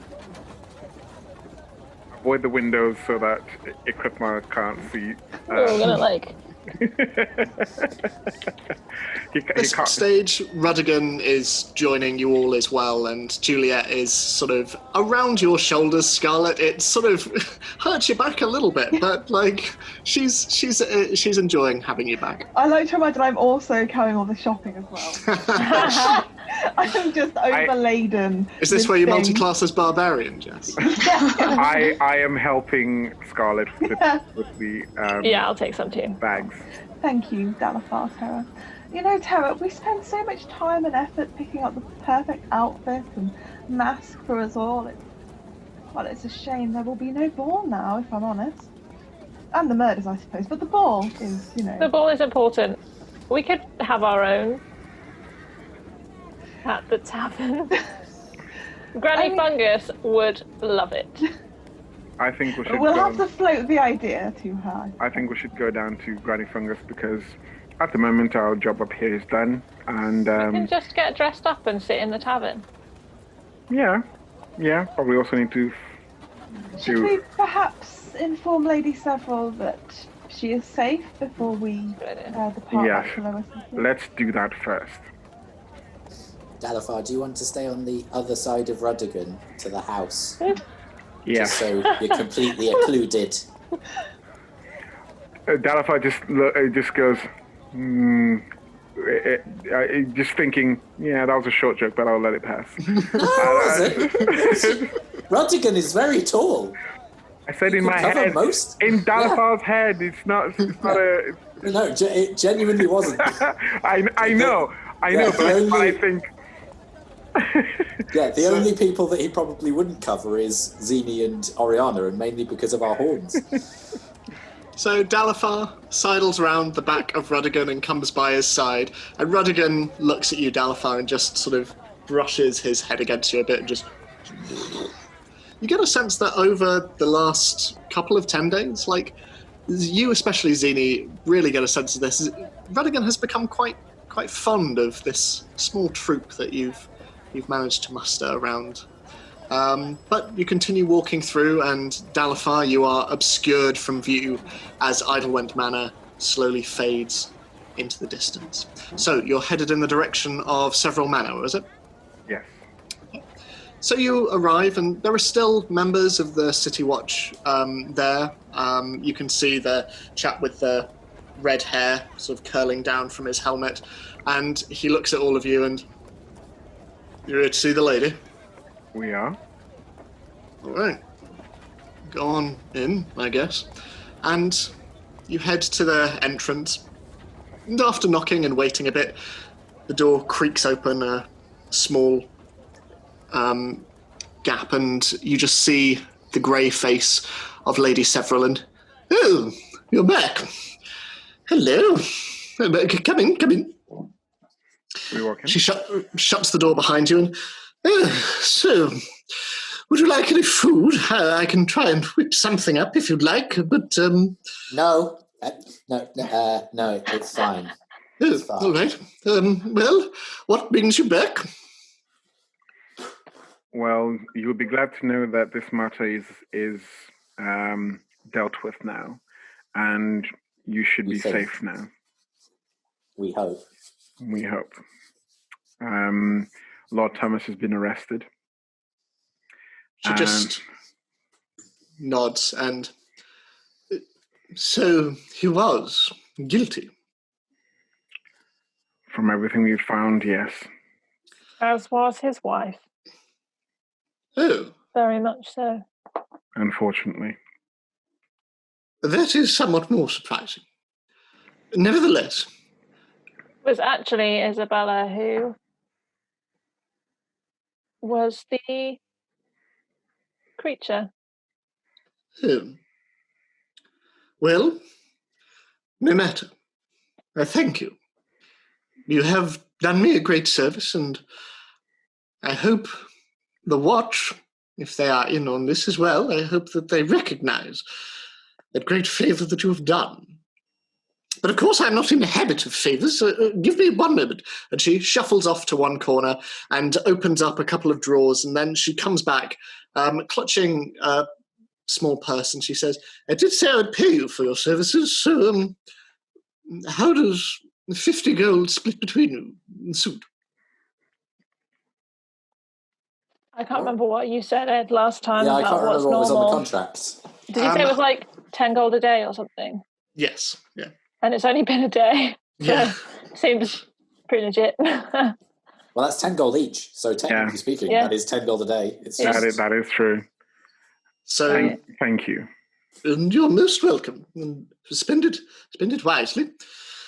So, where are you headed now? We have some business around the city, and for now, we are going to see 2 other matters, but we'll be around in Baldur's Gate for a while. Well, naturally, you're always welcome back here. I will be putting word out to my staff as soon as possible to return to the manor. to spruce things up a little bit and to give them some regular work as well. It would be good to have them back. I have missed the company, but naturally when things are up and running again, you're more than welcome back. I think they'll really appreciate that. Well, if I can ever be of any service, don't hesitate to write, don't hesitate to call in. Thank you. And if you ever need the Watcher's help, Mariah Lambert is somebody that we've worked with and found to be very trustworthy. Naturally. Thank you. Where are you staying tonight? Do you require to stay for another night? You're most welcome. I think we'll probably get back to more familiar turf. Well, as I said, my doors are always open. Thank you. Thank you. And she sort of walks forward and just brings her arms over you and just very awkwardly just pats your back in a very awkward hug. And then she slowly walks over to you, Tara, and slowly brings her arm around you. And this is repeated a couple of times. And she steps back, as awkward in this show of affection as perhaps you are. And she just, so long. Look, I know it's over, but just don't get any mirrors anytime soon. Of course. I will give it a couple of tendy. Okay. Okay. Turn around and start heading out. Okay. So, you head on out. The snow still gently falling around you. Where are you headed? When did Mariah Lambert want us to report back? Was it tomorrow? Yes. Okay. Where you would receive your quite hefty bounty if the notice boards are to be believed. Was it 400 gold? 4,000. Was it 4,000 gold? Yeah. All right. And last time you went, she said that it had also been upped by the Eidelwhents as well, so... To how much? That's amazing. 4,500? She didn't say. Oh, but, okay. Yeah. Suffice to say, you're looking at quite a bit of gold.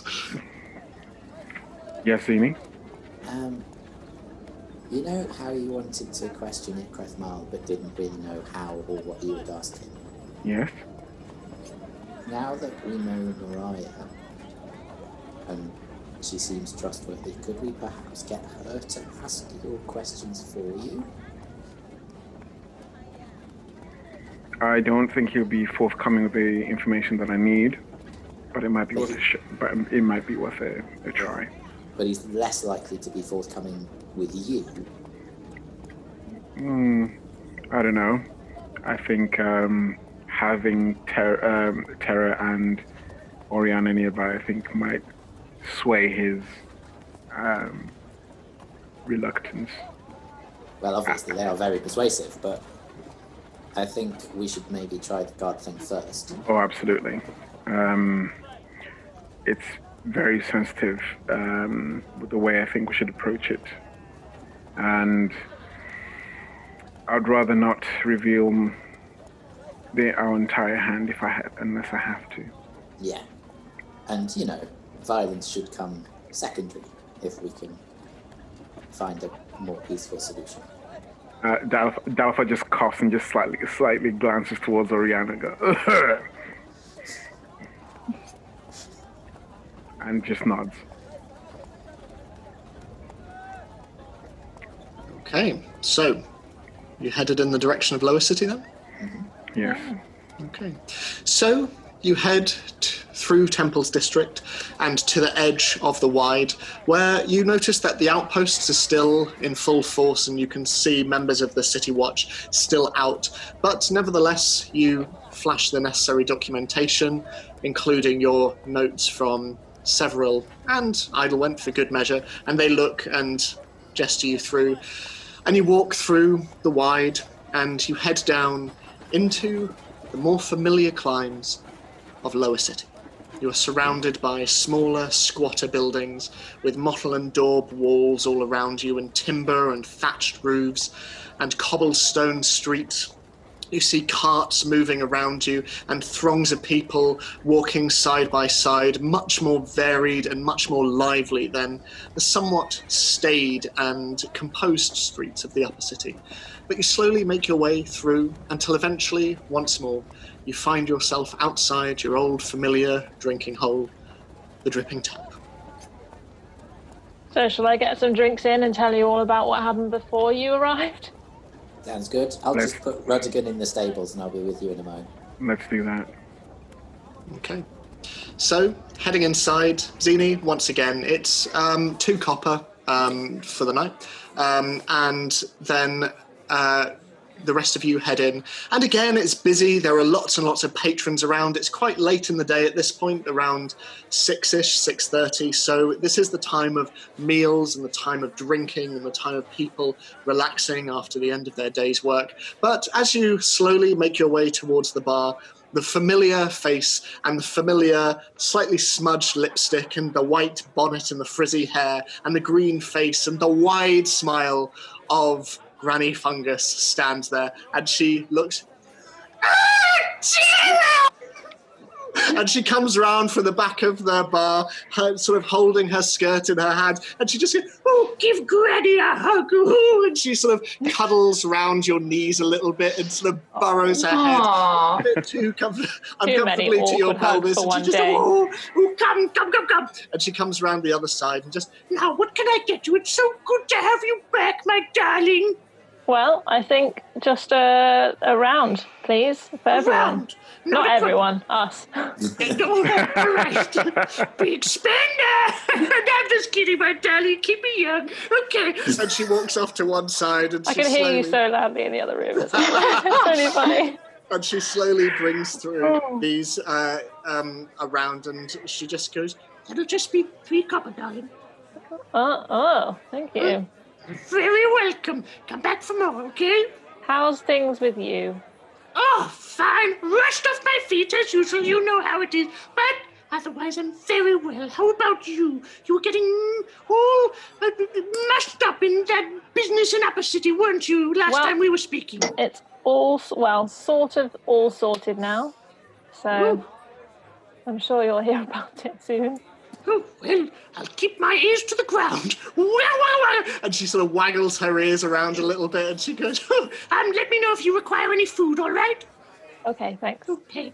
Say hello to the others for me. Yes, I will. And as you all sort of observe this from a distance, she just waves over and you'd totally be able to hear her from there. Yeah.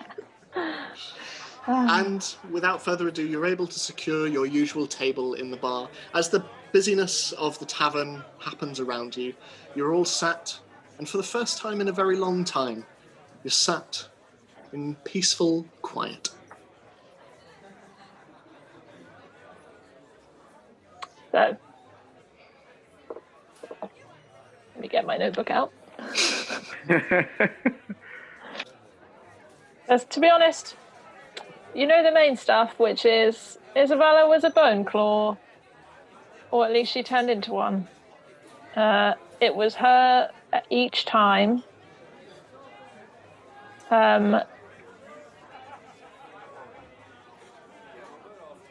me see what else is information. Yes, Ikreth Marl came in and spoke to Thomas. Was Oriana there at this point? I can't remember when she left. No, it was just you. Okay. I'm not sure he said much beyond what we already knew, which is that he's not really behind the First Church's mission, but he wants to be on a winning side, so that's why he's involved. Thomas was due to become a member of the First Church, but I got the impression he also was just sort of in it for other reasons, not necessarily religious ones, because he already has a god, which is, I guess, evil bone creatures. They mentioned your symbol, Oriana. They were warned about it. And that's kind of most of what I got, except that Isabella had died a few times, Thomas said that they would avenge her. But I guess that failed. What worries me is that she's come back from the dead a few times, and it's unlikely that it will stop unless the root of it is stopped. It sounds like they can bring her back with a marrow glass. Yes. So now that that's been destroyed, that helps. But I mean, they can get another one. Absolutely. We just don't know who else is involved. No. If it was just Thomas and Isabella, then it stops there until, I don't know, the Marrowborn can convert people. But I think when we talk to the sergeant tomorrow, it would perhaps shed some light if we were to interrogate Thomas as well, if she allows us to. It's like kind of out of character. In terms of marrow glass, do we have any understanding of how that is made?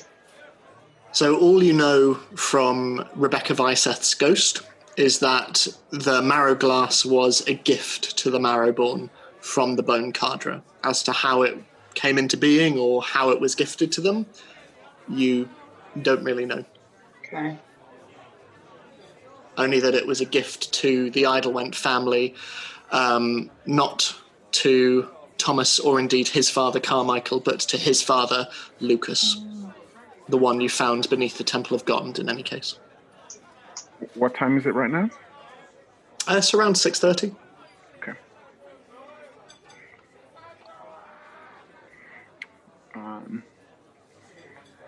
I don't think that Ikreth Mal had anything to do with the murders. No, I think he has other intentions, but the murders were on the Eidelwhent, as Lord Thomas. He didn't even seem to know about the Marrowborn stuff. Well, it sounds like he's just in this for himself. Yeah. And it sounds like Thomas' interest in the First Church is similar. Yeah. So if there's a few people who have that, then it may be easier to take them out of the First Church because they're not that attached to it. And if Ikreth believes that he wants to be on a winning side, then maybe we need to change what the winning side might be. How we do that, I'm not sure. And I understand, Dalafar, if you're reluctant to persuade him that way, but I think actions would most likely be the best persuasion we can do. But through Ikreth and the First Church, I will get to who I'm looking for. Laris. The weird dude who could project himself and had that horrible cloak. He left me for dead once, and I don't intend to make that mistake again. Just for clarification. Yes. Not because I've forgotten. What are the First Church fighting against? It's like a big political thing, isn't it? So essentially, ruling over Faerun, there is the Lord's Alliance, which is a conglomerate of different cities, mainly found along the Sword Coast. The First Church, as you know, just from hearsay, have been established in a city called Kometstadt, which is north. And at the meeting, you overheard that the First Church's aim is essentially to overthrow the Lord's Alliance, not through any malicious means, but just because they believe that the Lord's Alliance have become corrupt, that they are no longer serving the people, that they are taxing them beyond any reasonable limits, and they have resources at their disposal like magic, things like that, that could help the lands, but they have not been doing so. And the First Church see themselves as an alternative for, as they term it, the people. So really the only thing that makes me think they're probably not very great is that they killed that woman at the meeting. Yeah. It doesn't seem so above board to me. I was thinking the same thing. And Ikreth's involved. Yeah, he's definitely a dodgy guy. Because their aims seem pretty reasonable, really. Yeah. But their means seem questionable. Very. I wonder what makes him think that they're so likely to win. Mm. What kind of authority are we talking about here? Until we find out, I think we're sort of shooting blind, so we need more information. I wonder if... Wait, was there someone else due to arrive, or was it just Ikreth Mal arriving today? Osterfargate. He's due to arrive tomorrow. But will he still arrive? Probably not, because the ball's cancelled, so... Yeah. So well, you know that his business in Baldur's Gate extends to the 22nd. There's the 22nd he will be leaving. And so we don't necessarily know that it's to do with Thomas. He was just going to stay there? He was looking for something. They're looking for an artifact of some kind, but we have no idea what that artifact But he was actually going to stay with the Eidelwhent, is that right? I think so. So we just need to find out where he's going to stay instead. I mean, I guess he'll be at the Wilting Snowdrop with Ikreth Mal. Yeah. Highly likely.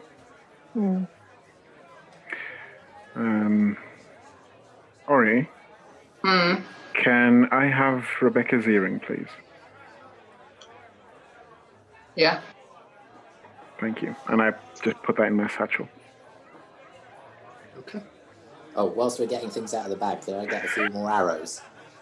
You may. Thanks. Anything else for anyone else? I only had 10 left. I'm good, thank you. Scarlet, do you still have those skulls? Oh. And then I do you think it's safe? Of course. I just get the skulls out. Is it safe to still have them? Does she create a new body every time? I mean, I assume the fact that I have these two skulls and you crush the other skull with your foot, I would assume she takes on a new vessel each time she enters through the marrow glass. It's probably part of the transmutation magic that Scarlet was talking about. Okay, exactly right, Zini. The form is transmuted somehow, no doubt by the... Transmuted. Yes, yeah. That's how they say it up north. I didn't think you'd go that far, Zini. That's the Comet Statian pronunciation. Yes. They're very, very proud people, the Comastatians. So, wonderful. Ed, when we eventually go there, you're much pressure to put on that accent. Transmutted. It's just northern baby talk. Welcome to the first church.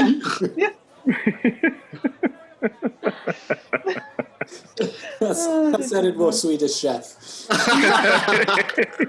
It's my world. So, as you're sat around the table, is there anything that anyone's wanting to do? I'm going to raise a glass and just say, well done, everyone. Take that. Here's my glass. Happy Sunday. Yeah. Or whatever day it is. Sunday. Happy Sunday. Fantasy Sunday. Fantasy Sunday. Yeah, also toast time. Yeah. As your flagons all meet in the middle, Juliet, who's on the table, just bumps her nose up to meet the bottom of the flagons and sort of gives a little... sophisticated. She immediately comes back to you, Scarlet, and starts cleaning herself on top of the table. Yeah. Like I said, she's a classy lady. Should we get some food? Yeah, I'm hungry. Yeah, it's been a long day. I suppose if there's one advantage to this whole thing, a certain chef has lost out on a very big feast. Were you the murderer all along? You just wanted to ruin the ball. Scarlet, why do you hate him so much? I mean, I have spent all of my life discovering the new to improve cuisine, to bring happiness to people. And yet, he is presenting people with flavourless mush again and again, and yet people praise him for it. I mean, I don't understand how you can be a chef and not innovate. It blows my mind, Zini. He has written all these books with the exact same dishes, the exact same recipes, the exact same spices, and I imagine he has cooked the same things 10 years ago, 20 years ago, and he'll continue to cook the same things for decades more. I can't understand that constriction. It riles me. So you don't like him because he's popular? I mean, people can like what they like, Zini, but I just don't see how he can get satisfaction from it. How did he get so popular if he doesn't make good food? I mean, he makes passable food. But is it interesting? No. And it has nothing to do with the fact that his fans look like you?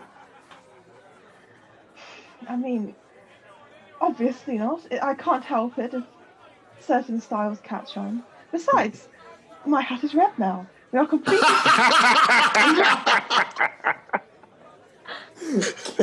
Can I work out whether Scarlet's being genuine that doesn't bother her? Yeah, make an insight check, I'd say. Probably not. It's only a 10. Scarlet, how much are you trying to hide this? yeah, I would say fairly, a little bit, you know. Yeah. Scarlet seems entirely genuine. Fair enough. Very genuine. Yeah. Anyway. It's a shame, but of all the murders. But one of the other positives to come from this is that we avenged Nikolai.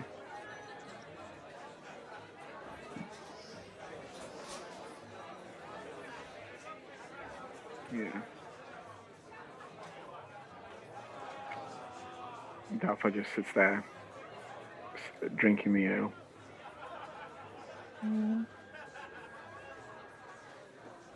So the food is brought over, and you eat.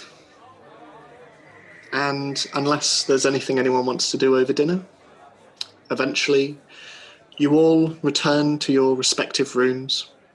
Our 2 rooms. Yes. Yeah, what's the situation in our room vis-a-vis the vines? So you note that Dalafar, your room, utterly spotless. It has been maintained impeccably. You note that your room, the rest of you, is very well maintained. 3 of the beds. The other bed, you can see another mattress has been placed on top. It's like a 2 mattress thing now, as it seems to be in an effort to cover the amount of growth there is. It hasn't gone out of control in your absence. It is still much the same as it was, but it is being noticed, and it has been remedied to the best of Granny Fungus's ability. You now have a much taller mattress, which will hopefully help. It's a whole like Princess and the Pea situation. I mean, Princess and the Tree. Thank you. To be honest, I'm probably actually more comfortable sleeping in the tree. True. What time is it now? I'd say by the time you finish eating, probably around 8, maybe. And I take it because it's winter, it's dark outside. It is, yes. It's very dark. And the wind is starting to swirl a little bit around you all. And outside you can see frost against the glass. As you prepare for bed, and as you get ready to settle down after a very tiring couple of days, the 4 of you in your room hear a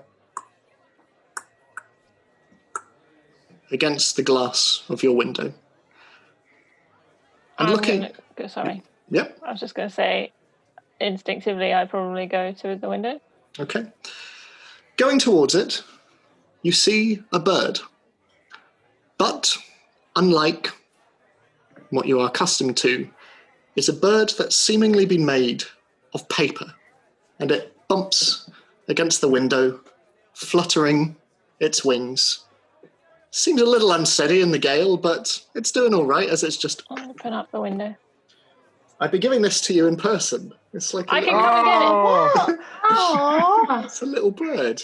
love I it. did an origami class for this. Oh, wow. Ah, It's Commitment. it's really nice though. Is he going to have to unfold it? Yeah. No! There we go. Don't kill the bird! I'll refold it. I'll refold it. It'll be fine. But yeah, so Terra opens up the window, and a little bit of wind just while she's reaching out and taking it. But she closes the window, and as soon as you have a hold of this small bird, Terra, it suddenly stops flapping, and it's just still in your hand. Would you rather I sent you an electronic copy? Have you glued this? No. It's just all very origami, well baby. made. Really good. I'll send it to you via Okay. message. We'll see who gets there first, if I open it or if you send the message. I mean, with the speed of my laptop, probably you. I'm nearly there. Okay. Oh my goodness. Whilst this is happening, I would like, Delphi would like to sneak out without anyone noticing. Okay, I'd say You're considering going to miss the letter. considering the divider between the two rooms, I'd say you're able to do that. Yeah. And, Sorry. Oh, really? I head towards the temple where Rebecca is. Okay. So, for the rest of you, are you reading the letter? Seeing how many words there are, I hand it to Scarlet. Oh, okay. I'll open this up again. I look at the letter. I mean, I can read it on your behalf, but I think, why not just send the electronic version? We'll see. It looks Do it really nice. if you like. That's what it looks like. Okay. Oh, hey, well, it's long. It's very blurry. read it out. Send the electronic version, and then Scarlett can read it out loud for the benefit of our podcast. I wonder how she'd read it. So, in the meantime, while I look for that, I think this is it. This is exciting viewing. Why did you give it to the one character that can't read? You went to the window. I could go and hand it to Diani over the balcony. Oh, true, actually. I'll give it to Oriana. yeah. Oh, it's fine. So while they engage in daring do. So, Dalifar, you make your way towards the Temple of Gond, and as you do so, as you start to approach, it is colder and it is quieter, but you see that near the entrance there are a number of flaming fist guards stood to attention, and you can see that interspersed among them, members of the City Watch, less armoured than the Flaming Fist, who are very militaristic. But you can see all of this is being directed by an individual in a long grey tabard and heavy metal pauldrons. And you can see that there seems to be a bit of commotion outside. And it appears that, true to her word, Mariah Lambert has notified the Flaming Fist. I would like to gain access to the temple. So you approach. And as you do so, you can see a number of individuals just nod in your direction. And the individual stood in front of them who's directing everything turns to look at you.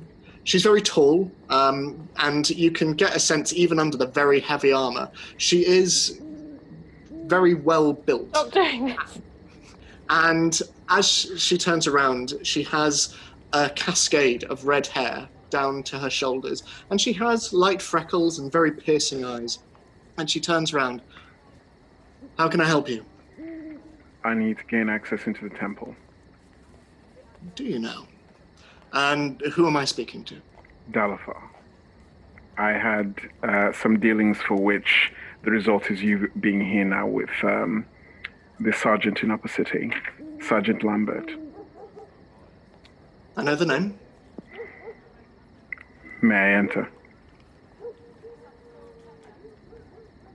Make a persuasion check. Put everything away. It is a 14. She looks at you and... Do you have any paperwork? Not from the sergeant herself. Oh, no, wait. We did get something from the sergeant, didn't we? You carry all the paperwork, so if you have it, you have it. Sorry, I'm just retconning out of game. I don't think she gave us any paperwork. No, you still have the one from Stockman, but you don't have anything from Lambert.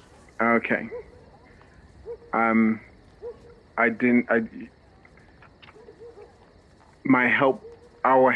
Our group's help to the sergeant meant that there could be no trace of paperwork to bring this matter to a swift conclusion. So no, I do not have any paperwork from Maria. She looks down at you and cocks her head and just... Why are you here? Have any of you been to the lower levels of the temple? A few of us. Have you spoken to Rebecca? We have. That is who I'm here to see.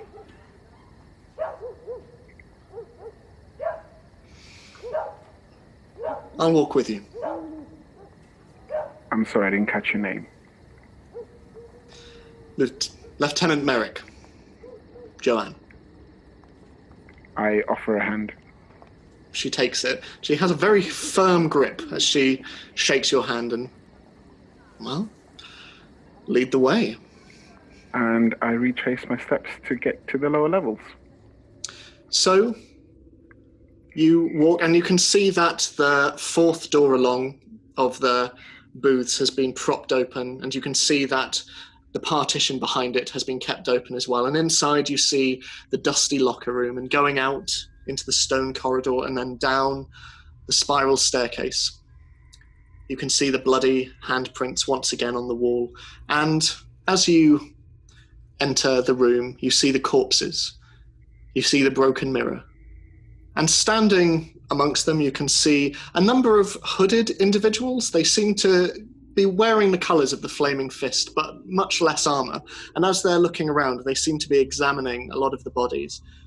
And off to one corner, watching all of this, with a number of the individuals in the room giving her quite a wide berth, you see the ghostly grey form of Rebecca, curled up against the wall, her hair floating in the breeze. And she looks over at you, and Joanne just looks at you and goes, I take it you know each other? We do.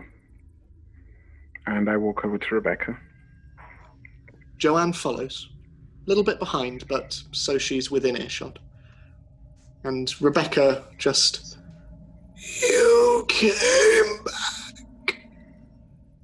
I promised that I'll do everything in my power to resolve this matter, and we have. Lord Thomas is in custody. Unfortunately, his wife turned into what's it called? Bone claw. Bone claw. I was going to say blood claw. A bone claw, and we had to stop her. Thank you. And I sort of open my hand to the earring that I took from her body the last time. Would you like to be buried in Upper City? She looks at you.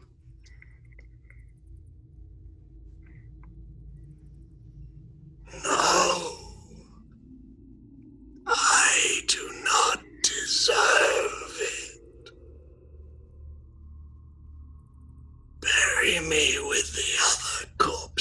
stops and she looks around at the other cult members around her, and she says, "The years have given me time to think on what I did. I deserve no mercy." Everybody deserves mercy, and everyone makes mistakes. Do not let your mistakes shape you. Learn from them and move forward. You speak from experience. Much.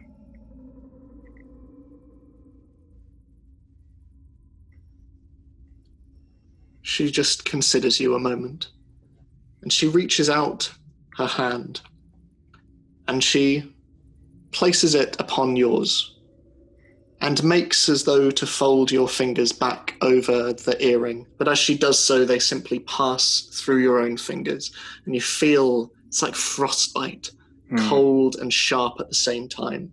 But nevertheless, she closes her hand over yours.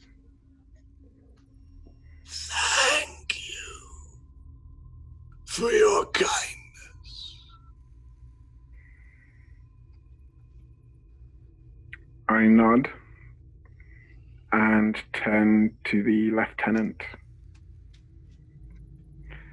And I ask, these are all victims in this tomb. Perhaps their families can have some closure. And perhaps bury them where their families wish. She looks at you and, I'll look into it. I go over to Rebecca's body and I put the earring, she hasn't got a hand, but onto the body, as if, in a pocket or somewhere, so that it can stay with her. You're able to find a fold in her cloak, and you just place it in. And she looks on. You swear you see an ethereal tear just float up in the direction of her hair and disappear into smoke. And Joanne looks at you. Did you find everything you came for? I did. And Galifar stands and starts to head towards the exit. Safe travels. Thank you. Galifar. Thank you, Lieutenant. She Me nods. too. And I head back out. Okay. So, meanwhile, back in the dripping tap, Terra hands the note to Oriana. Because she was the closest. Yeah, I'm not insulted at all.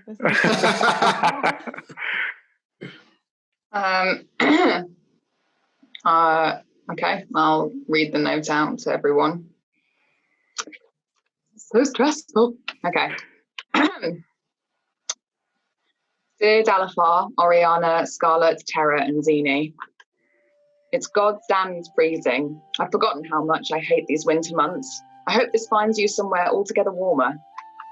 When Roland announced his intentions to go after Myron, I was sceptical. His need for revenge, I understood well.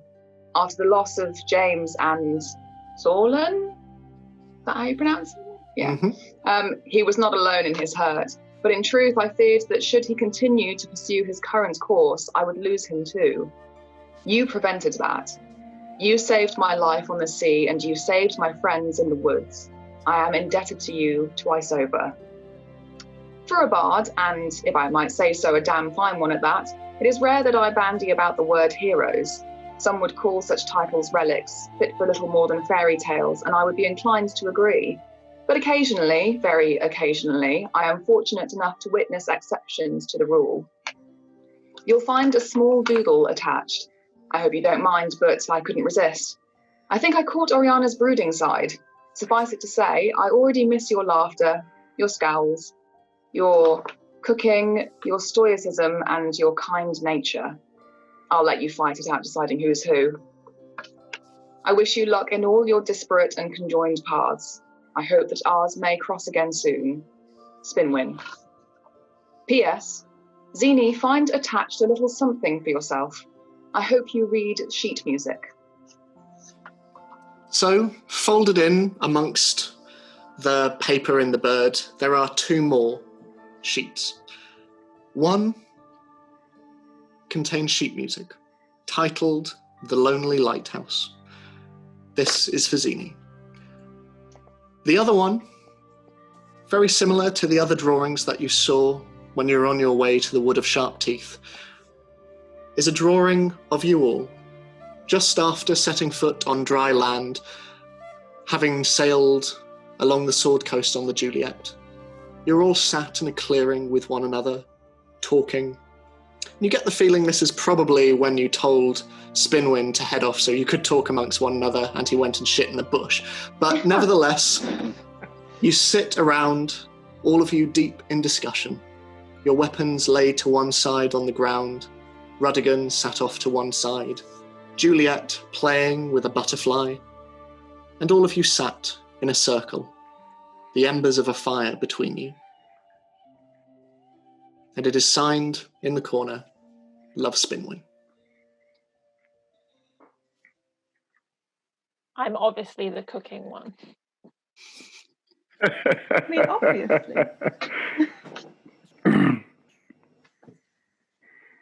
And mine is definitely the laughter. Yeah. There's an awkward silence. I appreciate it. So, Dalfar, as you're heading back and the rest of you getting ready for bed, is there anything anyone wants to be doing before nighttime? So, night falls and you all take your respective rests. Zini, you have to climb up a little bit more to get onto the top of your mattress, but nevertheless... I'm in the crook of a tree. I'm not on mattresses. I'm curled up in the crook of a tree. It's more comfortable for me. Okay. In which case, the mattresses serve as something of a small roof for you as you sit there. But you're all asleep, and Dalfar, as you come back, it is quiet, and the bar is empty, and Granny Fungus, cleaning down the bar, just looks over to you and says, "Good night, sweetie." And Good night.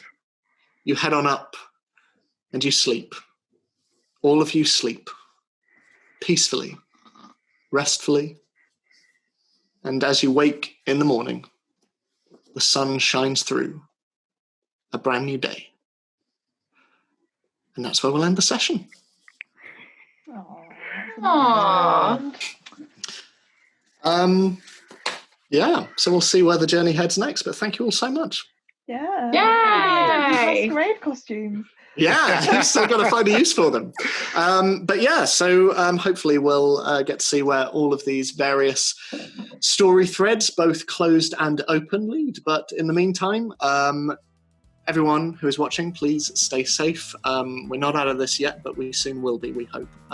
But in the meantime, love, and yeah, we'll see you soon. We'll see you in a week. But here's to the next 20 episodes. Okay. I forgot, everyone level up. Everyone gets to level up. You get to level up. I meant to say that. So you'll get to level up. In the meantime, like I said, stay safe and like and subscribe. It would mean the world. And yeah, stay safe. Bye. Love you.